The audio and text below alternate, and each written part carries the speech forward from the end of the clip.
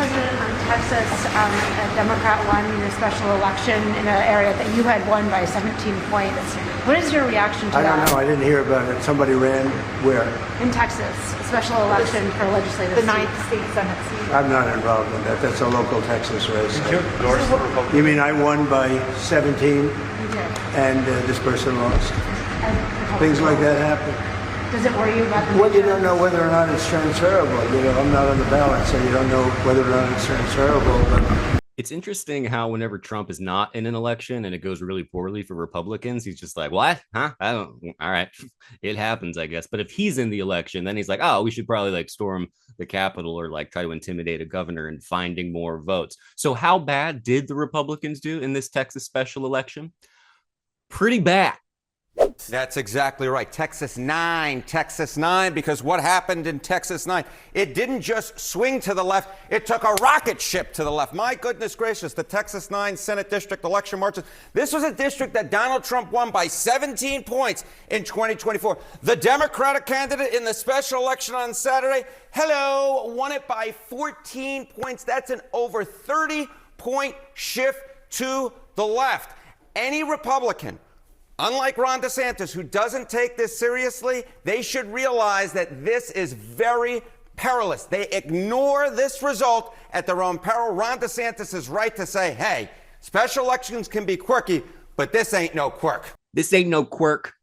This ain't no Erica Quirk. Shout out to Erica Quirk. Speaking of quirky, let's check in on life of the party, Mike Johnson. And don't be distracted by the light slowly extinguishing behind his eyes, because what he says here is even funnier. We had 3 House Republican candidates who were ahead on Election Day in the last election cycle. And every time a new tranche of ballots came in, they just magically whittled away until their leads were lost. In no series of ballots that were counted after Election Day were our candidates ahead on any of those counts. It looks on its face to be fraudulent. Can I prove that? No, because it happened so far upstream. But we need more confidence in the American people in the election system, and it's essential, and everybody, no matter what party you're in, should agree with that. Yeah, it's not that people just like maybe don't like you that much, or that, you know, if you add a number of a thing to another number of those same things, you end up with a larger number. The ancients used to call this addition, Mike Johnson. You should check it out. But no, it's best just to make something up in your head that never happened and then say it's something we should all agree with. You know, the old make up a problem that doesn't exist and then take it upon yourself to solve it. Now, where, Minneapolis, have we seen that recently? But don't worry, okay? This is not the only trick that the GOP has up their sleeve. There's also one of my favorites, which is the old "you're stupid for taking the president of the United States seriously" routine. It's an absolute banger. Check it out. First, a follow-up on one of my colleagues who asked you about the president's interview with Reuters. You said that he was joking about canceling the elections, but Americans for generations have fought and died for democracy, for this democracy. Are you saying that the president finds the idea of canceling elections funny? Andrew, were you in the room? No, you weren't. I was in the room. I heard the conversation, and only someone like you would take that so seriously and pose it as a question in that way. Were you invited to the party, Andrew?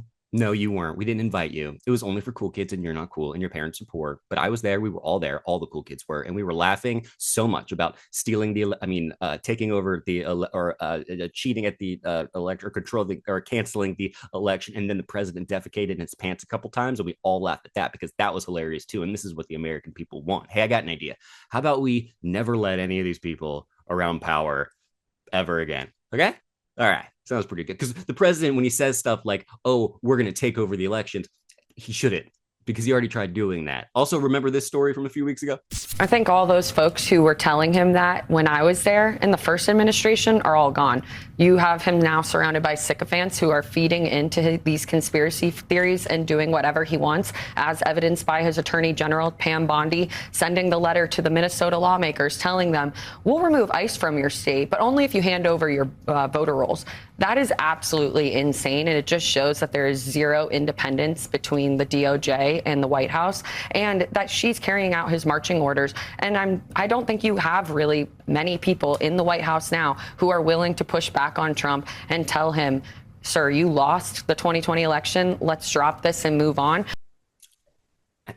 it sure does seem like they're up to some shenanigans, you know, like maybe trying to steal an election or at least intimidate voters. So here's Pete Buttigieg to break it down for us. The ultimate backstop is the American people. Yes, we would hope it would be Congress. Certainly we look to the courts. But at the end of the day, any of those kinds of maneuvers cannot work if the American people stand unified against them. That's part of why what's happening right now is so important. The political pressure that is working in so many ways, changing outcomes, not on election day later on, but right now.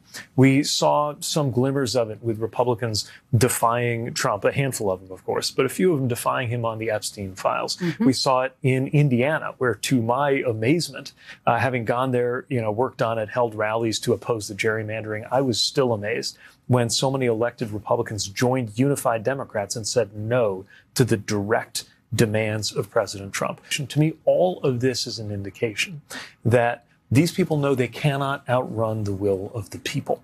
And that ultimately will be our best defense against anything that he tries to pull as Election Day draws nearer.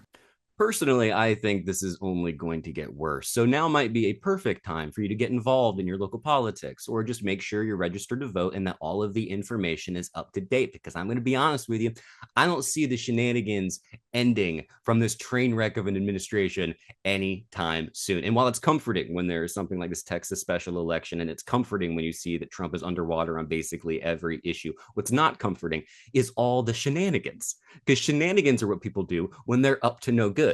They start making trouble in your neighborhood's polling center. I don't know about you guys. I feel like we should make some anti-shenanigans laws, but I don't even know if those would work because we already have like the Constitution and the Bill of Rights, and they're shenaniganing all over those things every single day. Are you tired? I'm a little tired, to be quite. It's just that you're being pelted constantly. But the good news is, even though we might be tired, they also seem like they're tired, which puts them in an excellent position to be totally electorally demolished later this year. And then we can start the Nuremberg trials, shenanigan edition. And that, Caroline Levitt, is one party you'll definitely be invited to. So anyway, I'll see you next time, folks. Nuremberg. Were you there? Were you there? That's a crazy question to ask a reporter. Anyway, bye, everybody.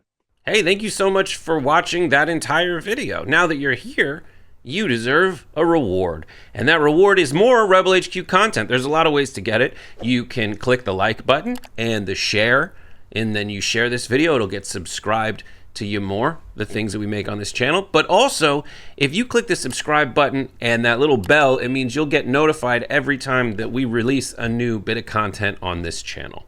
And then if you're feeling really randy, why don't you just click the join button? And for a small little bit of financial support every month, you can keep this channel going, providing the path of most resistance to those who are trying to take away your rights and liberties. So thanks for watching, and we'll see you next time.